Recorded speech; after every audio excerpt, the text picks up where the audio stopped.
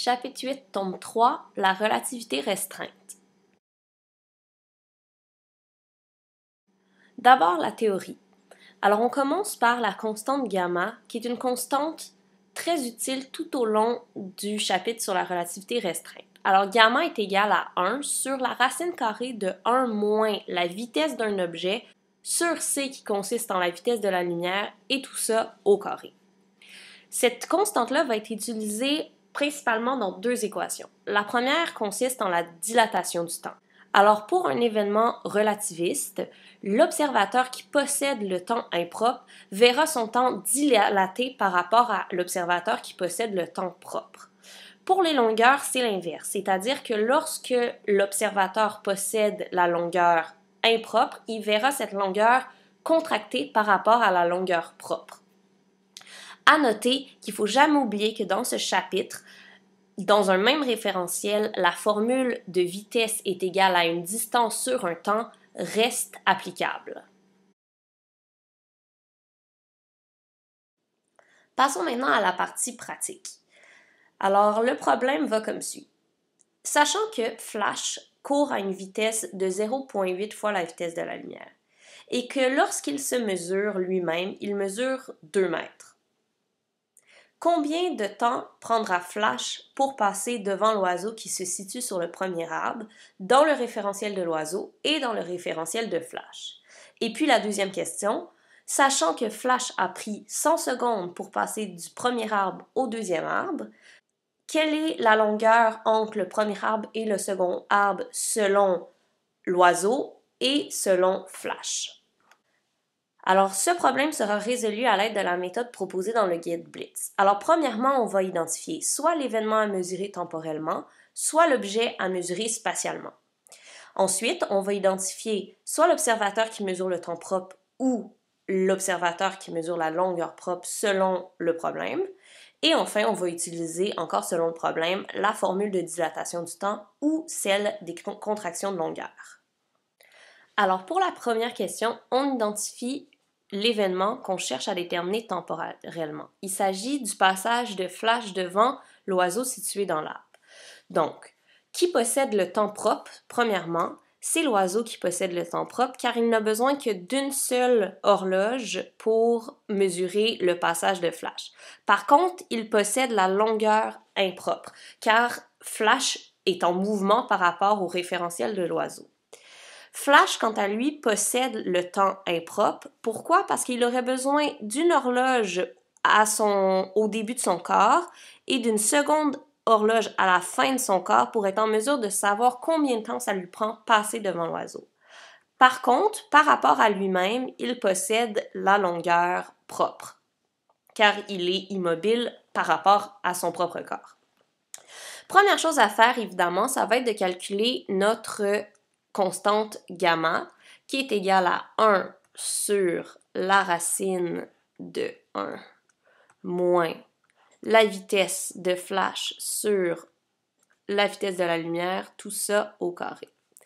Donc, ça nous donne 1 sur la racine de 1 moins la vitesse de Flash, c'est 0,8 fois c, divisé par c, ça nous laisse 0,8. Tout ça au carré. Si on calcule la racine carrée, ça nous donne 1 sur 0,6, ce qui nous donne au final 1,67. Parfait. Donc, avec ça, on va être capable de régler nos problèmes. Ici, on peut commencer par se demander combien de temps ça prend dans le référentiel de Flash. Passer devant l'oiseau. Donc, on sait que de base, dans un même référentiel, V est égal à la longueur sur le temps. Donc ici, on sait que la vitesse de Flash est de 0,8 fois c est égale à la longueur du corps de Flash qui est de 2 mètres sur le temps. Alors, on calcule le temps et ça nous donne un total de 8,34 fois 10 à la moins 9. Oups, 10. secondes, ce qui est égal à 8,34 nanosecondes. Ensuite, on peut calculer le temps que prend Flash pour passer devant l'oiseau dans le référentiel de l'oiseau.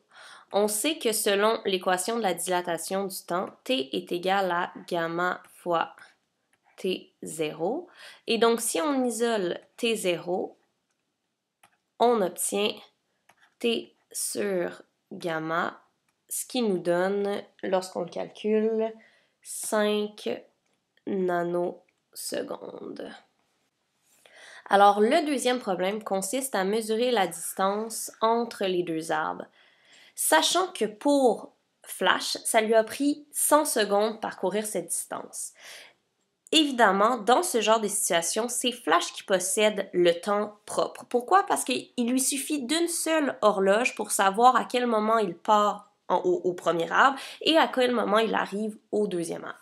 Par contre, pour l'oiseau, lui, c'est plutôt le temps impropre qu'il possède, car il faudrait qu'il y ait une horloge au premier arbre et une seconde horloge au deuxième arbre pour être en mesure de calculer le temps que ça prend pour que Flash passe d'un arbre à l'autre.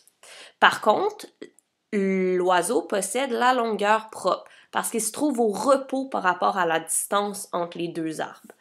Flash, lui, est en mouvement par rapport à cette distance-là, donc il possède ce qu'on appelle la longueur impropre. D'abord, on sait que pour Flash, ça lui a pris 100 secondes de traverser la distance. Donc, on sait que T0 est égal à 100 secondes.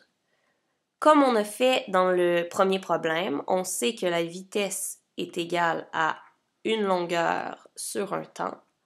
Donc, on applique ça ici aussi. On sait que la vitesse de Flash est de 0,8 fois la vitesse de la lumière et que ça, c'est égal à une distance L inconnue pour l'instant, divisé par le temps T0, donc 100 secondes.